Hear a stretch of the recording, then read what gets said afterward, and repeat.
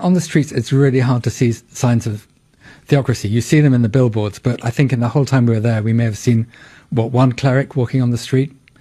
One cleric. You don't see the presence of religion in society. People we met described Iran as the most secular society in the Middle East, some said in the world. What? People you met described Iran as the most secular society in the world? I mean, I certainly heard that when we were chatting to people. There's an idea from the outside, I certainly had it, that Iran, it's a place of mad mullahs and nuclear bombs and that's it. And you get there and ordinary people are living pretty ordinary lives. They're riding on a metro, they're sitting in cafes, they're very nice coffee shops. These people are not all going to pray 3 times a day.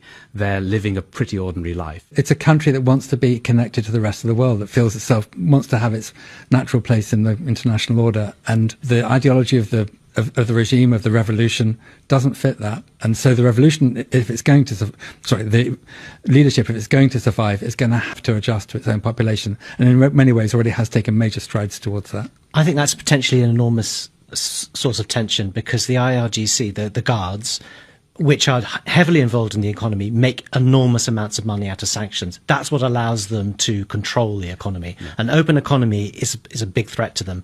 So you have a move to nationalism, which gives power to the guards, but the guards want distance between Iran and the rest of the world. That's the source of revenue. So you think that because of the benefits that the guards get from the existing regime, they will be resistant to any kind of reform that leads to an opening? And integration, yeah. And the last point I'd make is, don't forget that the Iranian nuclear program began under the Shah. This is in spite of what Benjamin Netanyahu says, this is not an Islamic bomb. It's an Iranian bomb. It's a national bomb.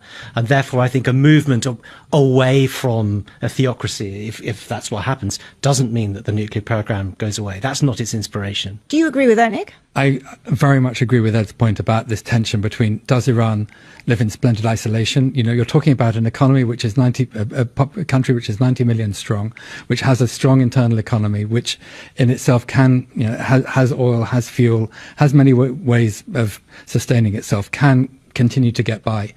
Do the guards, do the people at the helm continue to monopolize that? In which case sanctions is serving them. We met one industrialist who insisted that productivity was increasing because others weren't coming in. And indeed, in places where there might be competition, like China, Iran is putting in sanctions of its own, if you like, protection to stop that competition.